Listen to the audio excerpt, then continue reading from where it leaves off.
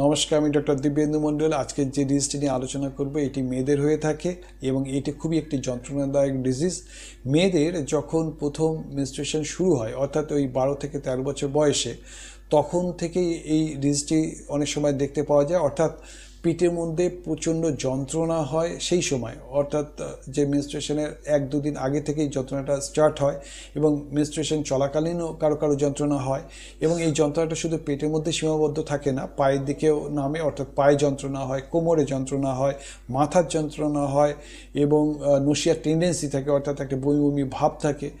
একে বলা হচ্ছে বাধক বেদনা বা ডিসমেনোরিয়া। অর্থাৎ মেনস্ট্রুয়েশনের সময় যে যন্ত্রণা পেটের, তাকে বলা হচ্ছে বাধক বেদনা বা ডিসমেনোরিয়া। এই ডিসমেনোরিয়া বা বাধক বেদনার যে কারণ বলতে গেলে যেটা হয়, মেনস্ট্রুয়েশনের সময় মেয়েদের ওই জরায়ু বা ইউট্রাসের সংকোচন হয় এবং শিথিল হয়। এই সংকোচন এবং শিথিল হওয়ার সময় পেটের মধ্যে ক্র্যাম্প হয়, তার ফলে যন্ত্রণাটা সৃষ্টি হয়। তো এটা হয় যদি কোনো রকম ফিমেল ডিজিজ থাকে, যেরকম ধরা যাক ইউট্রাসের মধ্যে যদি ফাইবার্স জাতীয় সিস্ট থাকে অথবা এন্ডোমেট্রিওসিস যদি থাকে এবং পিআইডি অর্থাৎ পেলভিক ইনফ্লামেটরি ডিজিজ যদি থাকে, সেই সব ক্ষেত্রে কিন্তু অনেক সময় এই ডিসমেনোরিয়া দেখতে পাওয়া যায়। আবার এই ফিমেল ডিজিজগুলো যদি নাও থাকে, সাধারণভাবে যে ওই ইউট্রাসে যে সংকুচিত এবং শিথিল হচ্ছে, তার ফলে কিন্তু যে ক্র্যাম্পের সৃষ্টি হয়, তার জন্য কিন্তু যন্ত্রণা হয়ে থাকে। আর এই যন্ত্রণাটা মূলত হয় অল্প বয়স্ক মেয়েদের থেকে শুরু করে। যেমন ধরা যাক ওই যখন 12-13 বছরে যখন প্রথম তাদের পিরিয়ডস শুরু হয়, সেই সময় থেকে যন্ত্রণাটা শুরু হয় এবং সেই যন্ত্রণাটা কন্টিনিউ মোটামুটি ধীরে ধীরে যতদিন বয়স বাড়ছে, মানে যতদিন বয়স বাড়তে থাকে, ধীরে ধীরে যন্ত্রণাটা কমতে থাকে কারো কারো ক্ষেত্রে আবার যন্ত্রণা কমে না। তো যাই হোক, আর এই যে যন্ত্রণাটা হয়, এটি হচ্ছে মেনস্ট্রুয়েশনের ঠিক 2-3 দিন আগে থেকে শুরু হতে পারে অথবা মেনস্ট্রুয়েশনের দিন থেকেও শুরু হতে পারে। আর এই যন্ত্রণাটা 24 ঘন্টা থাকে, কারো পুরো যে 5 দিন, সেই 5 দিন কভার করে দেয় এই যন্ত্রণাটা। এবং অনেক সময় মেনস্ট্রুয়েশন শেষ হয়ে গেছে, তারপরে গিয়েও দেখা যায় 2-1 দিন পেটে অল্প অল্প যন্ত্রণা হচ্ছে। এই হচ্ছে সিমটম।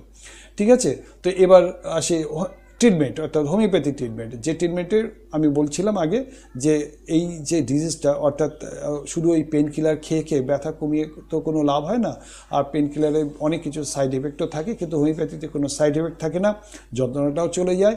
এবং বেশ কিছুদিন যদি ট্রিটমেন্ট করা যায়, তাহলে এই যে প্রতি মাসে যে এই বাধক যন্ত্রণা বা ডিসমেনোরিয়া হচ্ছে, সেটা থেকে কিন্তু মুক্ত হওয়ার সম্ভব হয়। ঠিক আছে।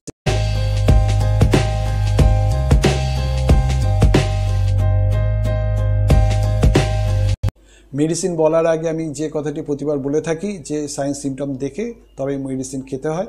তো যাই হোক, যে প্রথম যে মেডিসিনটি, সেটি হচ্ছে সিমিসিফিউকা 30 বা 200। এই সিমিসিফিউকা ওষুধটি খুব একটি মূল্যবান ওষুধ বা খুব এফেক্টিভ একটি ওষুধ হচ্ছে হোমিওপ্যাথিতে এই বাধক বেদনা বা ডিসমেনোরিয়ার ক্ষেত্রে। এদের যেটা হয়ে থাকে, এই সিমিসিফিউকার পেশেন্টরা মূলত ইঁদুরের স্বপ্ন দেখে বা অমঙ্গল জাতীয় স্বপ্ন দেখে। এরা বদ্ধ যে যানবাহন, তাতে বেশিক্ষণ চড়তে পারে না, অস্বস্তি হয়, মনে হয় যেন একটু নেমে যেতে পারলে ভালো হয়, এরকম যাদের মনোভাব, সেই রকম পেশেন্টদের। আর এদের যে যন্ত্রণাটা হয়, বিশেষ করে তলপেটে, সেই যন্ত্রণাটা কিন্তু উরুর থেকে হয়ে পুরো পায়ের দিকে নামে এবং প্রচণ্ড যন্ত্রণা হয়। কোনো সময় আবার যন্ত্রণা বাঁ দিক থেকে শুরু হয় ডান দিক থেকে শুরু হয় বাঁ দিক, অর্থাৎ আড়াআড়িভাবে যন্ত্রণাটা কোমরের দিকে চলে যায়, কোমরেও প্রচণ্ড যন্ত্রণা থাকে। সেক্ষেত্রে কিন্তু এই মেডিসিনটি অবাধ্য একটি মেডিসিন। আরেকটা ব্যাপার হচ্ছে, অল্প বয়স্ক মেয়েদের যাদের সবে মেনস্ট্রুয়েশন শুরু হয়েছে, তাদের যখন এই বাধক বেদনা বা ডিসমেনোরিয়া হয়, সেক্ষেত্রে কিন্তু এই মেডিসিনটি খুব ভালো কাজ করে। এটি খাওয়ার নিয়ম, যদি খুব প্রচণ্ড যন্ত্রণা হয়, সেক্ষেত্রে ওই সিমিসিফিউকা 30 পোটেন্সিতে গ্লোবিসে নিতে হবে।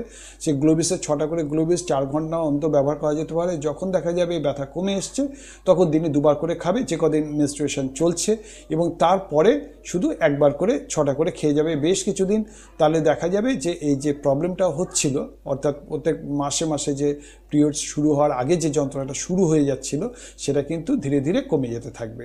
আর 200 পোটেন্সিতে যদি ব্যবহার করা হয় তাহলে সেক্ষেত্রে যখন প্রচণ্ড যন্ত্রণা হবে সেক্ষেত্রে দিনে 3 বার ব্যবহার করা যেতে পারে 6টা করে গ্লোবিস।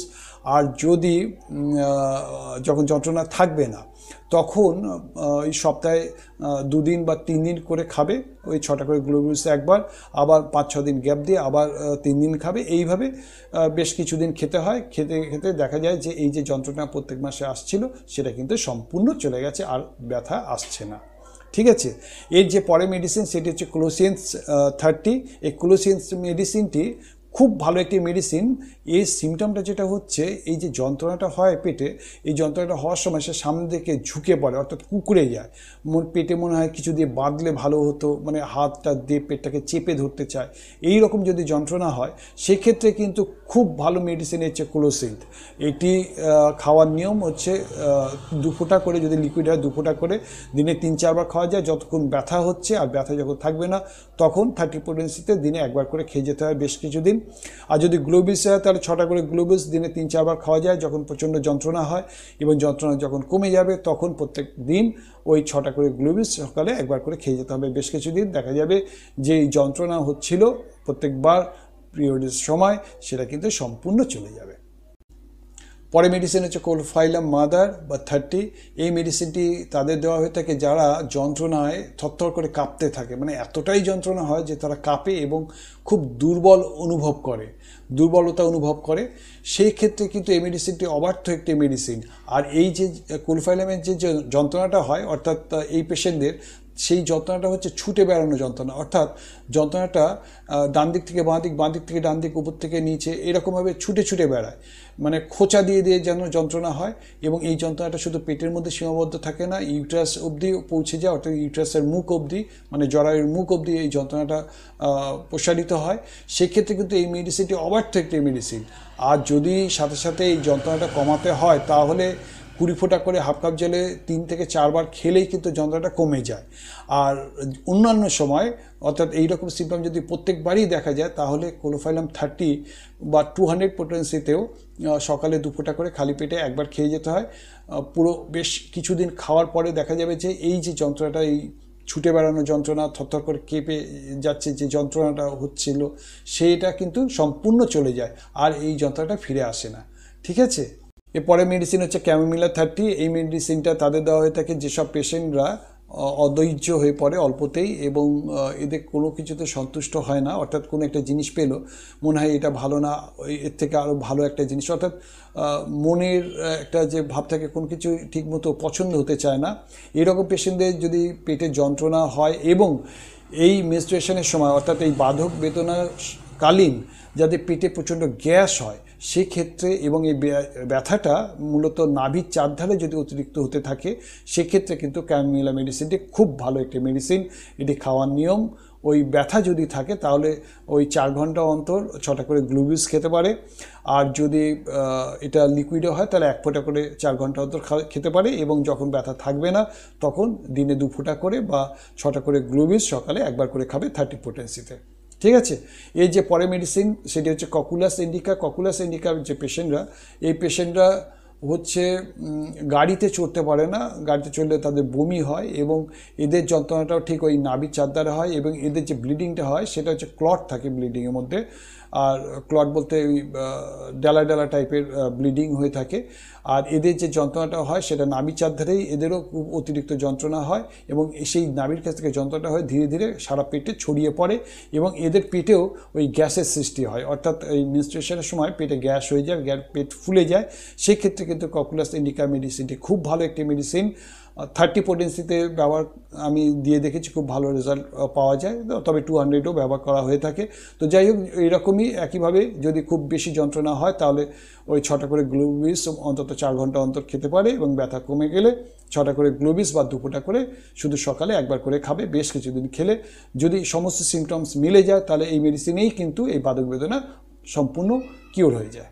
ঠিক আছে, এরপরে যে মেডিসিনটি সেটি হচ্ছে ম্যাকফস 6 ট্যাবলেট। এটা একটি বায়োকেমিক মেডিসিন। এই মেডিসিন তো খুব ভালো একটি মেডিসিন। এটা হচ্ছে সব রকম ব্যথার ক্ষেত্রেই সব রকম ব্যথা বলতে এই যদি এই বাধক বেদনা অর্থাৎ যে এই ডিসমেনোরিয়ার কারণে যেসব ব্যথা হচ্ছে, এই ব্যথাগুলো যদি গরমে কমে, অর্থাৎ গরম সেক করলে বা গরম খাবার খেলে বা গরম জল পান করলে যদি ব্যথা কমে, তাহলে কিন্তু ম্যাকফাস্ট অবার্থ একটি মেডিসিন। এই মেডিসিনটি খাওয়ার নিয়ম 6টা করে ট্যাবলেট গরম জলে দিনে, যখন খুব বেশি ব্যথা হচ্ছে সেক্ষেত্রে দিনে 4 থেকে 5 বার খেতে পারে।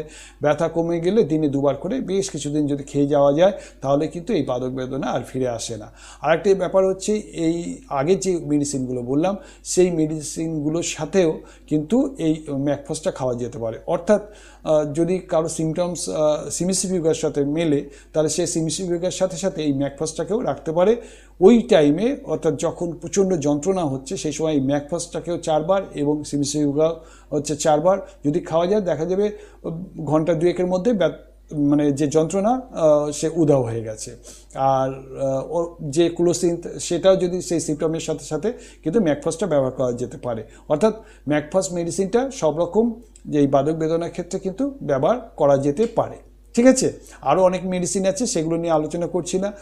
এর আগে আমি একটা ভিডিও করেছি বা আলোচনা করেছি ওই পিসিওডি মানে পলিসিস্টিক ওভারিয়ান সিস্ট যে বিষয়, সেখানেও বেশ কিছু মেডিসিন বলা আছে। যারা আপনারা এখনও দেখেননি তারা সেই ভিডিওটা দেখে নিতে পারবেন। ঠিক আছে, সুস্থ থাকুন, ভালো থাকুন, নমস্কার। আর ভিডিওটি যদি ভালো লেগে থাকে তবে লাইক করে রেখে দিতে পারেন, আর পরবর্তী ভিডিওগুলো দেখার জন্য চ্যানেলটিকে সাবস্ক্রাইব করে রেখে দিতে পারেন।